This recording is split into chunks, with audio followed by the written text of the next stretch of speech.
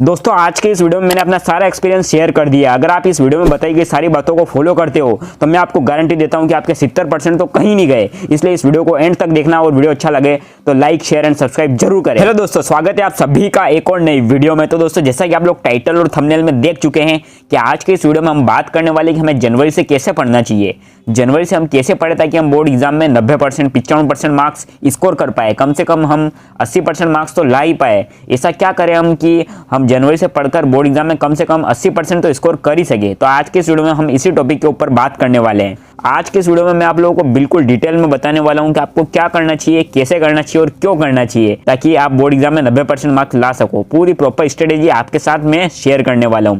तो अगर आप लोग चाहते हो कि आपके बोर्ड एग्जाम में अच्छे नंबर आए, आप बोर्ड एग्जाम में बहुत अच्छे नंबर स्कोर कर सको, दूसरे बच्चों से ज़्यादा नंबर लाओ, तो इस वीडियो को एंड तक देखना। और मैं आप लोगों को जो भी बातें बताऊं उनको हो सके तो नोट कर लेना, कॉपी और पेन निकालो और अभी नोट करना शुरू करो, क्योंकि जब वीडियो बंद होगा तो आप ये सारी बातें भूल जाओगे और फिर बाद में फिर से बोलोगे कि जनवरी से कैसे पढ़े। इसलिए मैं आपको जो जो भी बातें बता रहा हूँ वो कुल 5 टिप्स है, उनको फॉलो करना। मैं गारंटी देता हूँ आप 90% मार्क्स तो नहीं पर 80% 70% तो कहीं नहीं गए आपके।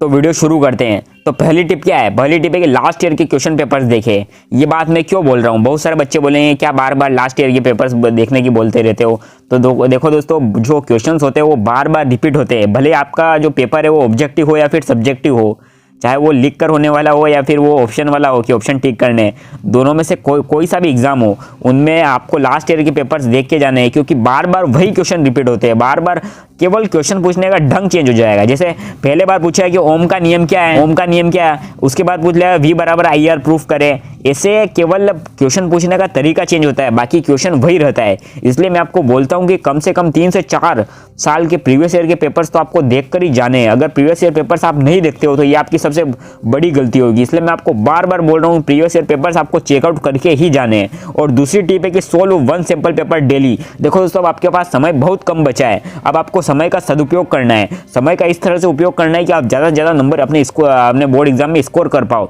तो उसके लिए क्या करना है, आपको रोज एक सैंपल पेपर लगाना है। सैंपल पेपर लगाने से आपको पता चलेगा कि आप कहाँ गलती कर रहे हो, आपके कहाँ पर नंबर कट रहे हैं, आपको कहाँ पर ध्यान देने की जरूरत है। अगर आप रोज एक सैंपल पेपर भी लगाते हो तो इससे आपका माइंड डेवलप होगा। कहने का मतलब है कि आपको एक तरीके से आपको एक हैबिट डेवलप होगी जिसके हमें पेपर कैसे अटेम्प्ट करना चाहिए, एक माहौल डेवलप होगा कि हाँ एग्जाम में ऐसे पेपर लिखा जाता है। इसलिए मैं कहना चाहूँगा कि एक सैंपल पेपर तो आप डेली लगाओ ही लगाओ। अगर सैंपल पेपर नहीं लगा रहे हो तो ये आपकी सबसे बड़ी गलती होगी। इसलिए कम से कम एक सैंपल पेपर डेली लगाओ और स्पीड बढ़ाओ अपनी। एक टाइमर सेट कर दो 3 घंटे 15 मिनट का कि मैं 2-3 घंटे के अंदर अंदर इस पेपर को कंप्लीट करूँगा। अगर नहीं हो रहा है तो स्पीड बढ़ाओ, अगर हो जाता है तो ठीक है, नहीं होता है तो स्पीड बढ़ाओ। और तीसरी टिप है कि प्रेजेंटेशन के ऊपर ध्यान दो।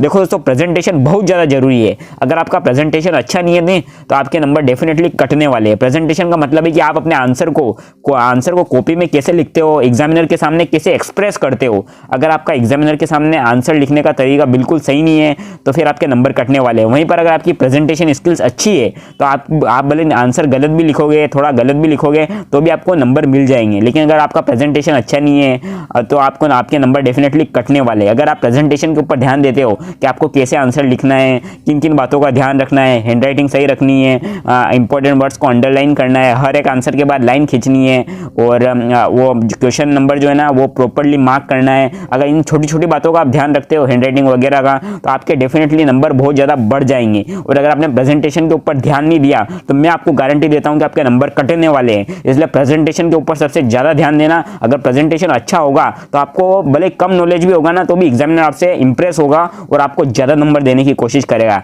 लेकिन अगर आपके प्रेजेंटेशन स्किल अच्छी नहीं होगी, आपके लिखने का तरीका अच्छा नहीं होगा, आप एग्जामिनर को अच्छे ढंग से समझा नहीं पाओगे कि आप क्या कहना चाहते हो। आंसर को जितना हो सके सिंपल से सिंपल रखो कि हर कोई समझ जाए, एग्जामिनर को आसानी से समझ में आ जाए। तो यह गलती आपको बिल्कुल नहीं करनी है। प्रेजेंटेशन के ऊपर बहुत ज़्यादा ध्यान देना है। Number 4, easy subject. देखो दोस्तों, अब आपको इजी सब्जेक्ट छोड़ने नहीं, इजी सब्जेक्ट पर बहुत ज़्यादा ध्यान देना है, क्योंकि इजी सब्जेक्ट बहुत ही हलवे होते हैं यार। आप आसानी से मतलब नंबर स्कोर कर सकते हो। जैसे अगर आप 2 घंटे साइंस मैथ्स पढ़ते हो और वहीं पर अगर आप 1 घंटा अपना हिंदी इंग्लिश पढ़ते हो तो उसमें आप आसानी से नंबर स्कोर कर पाओगे। इसीलिए इजी सब्जेक्ट को कभी मत छोड़ना। बहुत सारे बच्चे क्या करते हैं यार, दिन भर इंग्लिश में इसमें लगे हुए हैं, मैथमेटिक्स में लगे हुए हैं, साइंस में लगे हुए हैं, सोशल साइंस में लगे हुए हैं। इन्होंने हिंदी को छोड़ दिया, इंग्लिश को छोड़ दिया और बोलते बाद में 10-15 दिन पहले मैं पढ़ूंगा और अच्छे नंबर स्कोर कर लूँगा। तो ये आपकी सबसे बड़ी गलती है और इस गलतफहमी में मत रहना।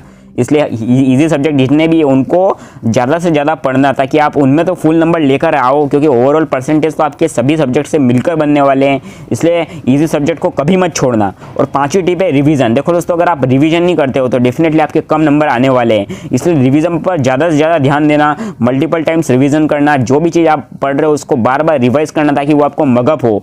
और एग्जाम में बहुत सारे बच्चे क्या करते हैं यार, बोलते हैं कि यार हमको याद तो बहुत सारा था लेकिन हमें एग्जाम में ठीक ढंग से लिख नहीं पाया, हमको याद नहीं आ पाया यार, इसलिए हमारे नंबर कट गए। तो आपसे ये गलती नहीं हो, इसके लिए आपको ज़्यादा से ज़्यादा सिंपल पेपर सोल्व करने हैं, बार बार रिवीजन के ऊपर ध्यान देना है। जितनी बार आप रिवीजन करोगे आपको चीज़ें उतनी पक्की याद होगी, तो रिवीजन तो आपको जरूरी है करना, ठीक है ना। और एक और बार दोहरा देता हूँ, टिप्स क्या है, लास्ट ईयर के क्वेश्चन पेपर सोल्व करने हैं और 1 सैम्पल पेपर डेली सोल्व करना है, प्रेजेंटेशन के ऊपर ध्यान देना है, इजी सब्जेक्ट को छोड़ना नहीं है, बार बार रिवीजन करना है। और यही टिप्स अगर आप फॉलो करते हो तो मैं गारंटी देता हूँ कि आपके 80% 70% तो कहीं नहीं गए। इसलिए मेरी इन बातों को मानो और अभी से लग जाओ एग्जाम की प्रिपरेशन में, आपका एग्जाम अच्छा ही होगा। मेरी सारी दुआएं, सारी विशेष आपके साथ है। All the very best. और अगला वीडियो आप कौन सा देखना चाहोगे हमें कमेंट बॉक्स में जरूर बताएं।